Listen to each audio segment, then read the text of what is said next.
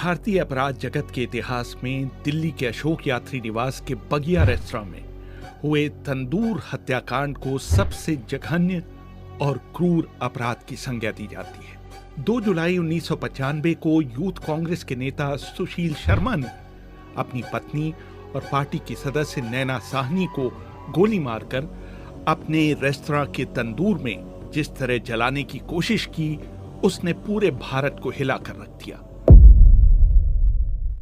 2 जुलाई 1995 की वह रात जब दिल्ली के एक होटल में जलते हुए तंदूर से उठी एक अजीब सी गंध ने पूरे शहर को हिला कर रख दिया। किसी को समझ नहीं आ रहा था कि आखिर वहां जल क्या रहा है। धीरे धीरे जब रसोई के कर्मचारी तंदूर के करीब गए तो उनकी आंखों के सामने एक ऐसा दृश्य था जिसने उनके होश उड़ा दिए, क्योंकि उस तंदूर पर कोई साधारण पकवान नहीं जल रहा था। वह था एक खौफनाक सच जो राख में तब्दील होने की कोशिश में था और धुएं में फैली गंध अधजले शव के रूप में चीख चीख कर अपनी सच्चाई बयां कर रही थी। उस होटल के भीतर छुपी यह दर्दनाक दास्तां आखिर थी क्या, किसने, क्यों और कैसे इस बर्बर योजना को अंजाम दिया, क्यों यह घटना तंदूरी हत्याकांड के रूप में आज भी फेमस है, आइए जानते हैं।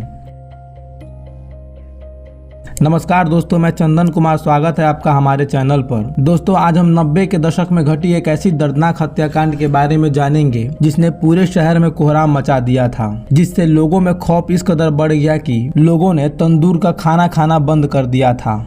घटना की शुरुआत होती है सुशील शर्मा से, जो दिल्ली का रहने वाला था। सुशील एक महत्वाकांक्षी युवा था जिसने भारतीय राजनीति में एक अच्छी पहचान बनाने का सपना देखा था। उसे राजनीति में अपना करियर बनाना था और इसी सोच के साथ उसने कांग्रेस पार्टी ज्वाइन की। समाज में अपनी पहचान बनाने के लिए सुशील ने मेहनत की और कांग्रेस पार्टी में अच्छी पहचान बनाई। अपनी मेहनत और लगन से वह कांग्रेस युवा इकाई का एक सक्रिय सदस्य बना और उसे पार्टी में ऊंचा ओहदा भी मिला। पार्टी के युवा वर्ग में उसकी अच्छी पकड़ थी और वह आगे चलकर एक बड़ा नेता बनने का सपना देखने लगा। लेकिन नियति ने उसके लिए कुछ अलग ही सोच रखा था, जिसकी शुरुआत दिल्ली के एक महिला नैना साहनी से हुई। नैना एक समझदार, आत्मनिर्भर और खुले विचारों वाली महिला थी। पढ़ाई के दौरान उसकी मुलाकात सुशील शर्मा से हुई। दोनों की सोच अलग अलग थी, लेकिन प्रेम ने दोनों को एक साथ ला दिया। नैना साहनी की राजनीति में कोई खास रुचि नहीं थी, लेकिन वह भी राजनीति में अपने जीवन साथी की मदद करना चाहती थी। वह खुले विचारों वाली महिला थी जिसने कई मामलों में समाज की परंपराओं से हटकर सोचा और अपने जीवन में आगे बढ़ने का प्रयास किया। सुशील और नैना की पहली मुलाकात उनके कॉलेज के दिनों में हुई थी। दोनों के बीच जल्द ही नजदीकियां बढ़ी और उन्होंने साथ रहने का निर्णय लिया। उनकी शादी के बाद सब कुछ ठीक चल रहा था, लेकिन धीरे धीरे उनके रिश्ते में दरारें आने लगी। सुशील को नैना पर शक होने लगा कि उसका किसी और पुरुष से संबंध है। यह शक धीरे धीरे उसकी शादीशुदा जिंदगी में जहर घोलने लगा। शक और गुस्से की वजह से उनके बीच अक्सर झगड़े होने लगे।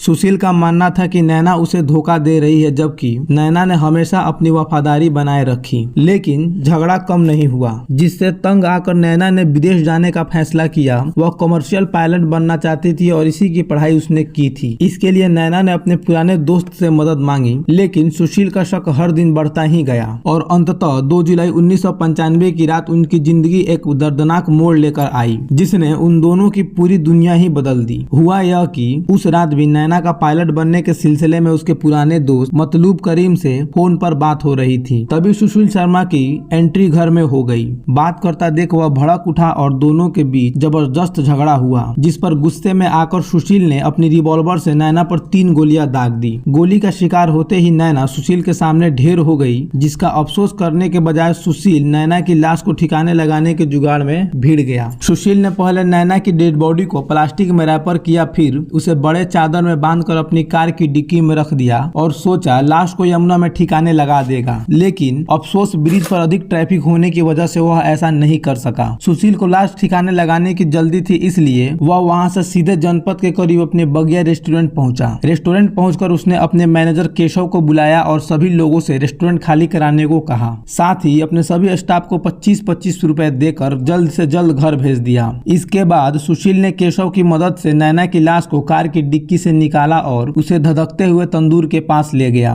दोनों ने मिलकर लाश को तंदूर के ऊपर रख दिया। चूंकि तंदूर का मुंह छोटा था इसलिए लाश उसके अंदर नहीं जा रही थी। इस पर सुशील घबरा गया और चाकू से काटकर लाश को तंदूर में जल्दी जल्दी डालने लगा। उसे इस बात का जरा सा भी एहसास नहीं हुआ कि वह क्या कर रहा है, बल्कि उल्टे उसने लाश को और तेजी से जलाने के लिए केशव से मक्खन के 4 बड़े पैकेट लाने को कहा। उधर धधकते तंदूर की आग की लपटें तेज होने लगी, जिसे देख रेस्टोरेंट के बाहर सब्जी बेचने वाली एक महिला आग लगा बोलकर चिल्ला पड़ी। तभी उसकी आवाज गश्त कर रहे दिल्ली पुलिस के एक जवान अब्दुल नजीर कुंजू ने सुन ली। कुंजू ने तुरंत इसकी सूचना फायर ब्रिगेड को दी और मौके पर पहुंचा। वहां सुशील शर्मा बगिया रेस्टोरेंट के बाहर गेट पर ही मुस्तैद था। वह कुंजू को अंदर जाने से मना करने लगा और बताया कि पार्टी का झंडा बैनर जला रहे हैं। लेकिन कुंजू को इस बात पर शक हुआ तो रेस्टोरेंट के पीछे से दीवार फांद कर अंदर पहुंचा। तंदूर के पास खड़े केशव ने भी बताया कि पार्टी का बैनर पोस्टर जला रहे हैं, लेकिन कुंजू को केशव की घबराहट पर शक हो गया। उसने आग बुझाने को कहा। जब आग बुझी तो तंदूर देखकर कुंजू के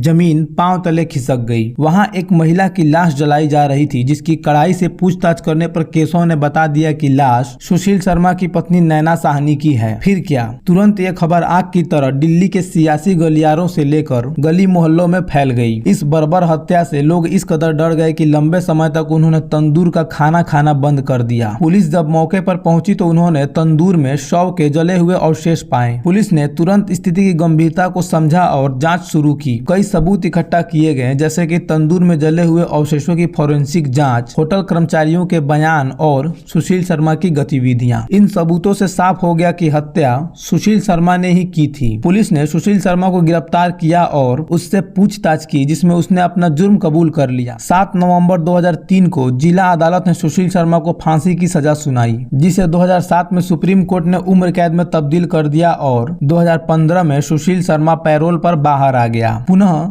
दिसंबर 2018 में उसे यह कहते हुए रिहा कर दिया गया कि उसने जिंदगी के 23 साल जेल में बिता दिए हैं। तो दोस्तों, ये थी तंदूरी हत्याकांड की भयानक कहानी, जिसने देश भर में हंगामा मचा दिया। इस केस ने लोगों को सीख दी कि शक और गुस्सा एक रिश्ते को कैसे बर्बाद कर सकता है। सुशील और नैना का रिश्ता, जो प्यार से शुरू हुआ था, शक और घृणा में बदलकर एक दर्दनाक अंत को पहुंच गया। इस घटना से यह सीख मिलती है कि किसी भी रिश्ते में भरोसा और संवाद बहुत जरूरी होता है। बिना विश्वास और समझ के रिश्ते में सिर्फ दर्द और बर्बादी ही होती है। अगर आपको वीडियो में दी गई जानकारी अच्छी लगी हो तो वीडियो को लाइक, शेयर और चैनल को सब्सक्राइब करना ना भूले, ताकि न्यू वीडियो की नोटिफिकेशन आपको सबसे पहले मिले। धन्यवाद।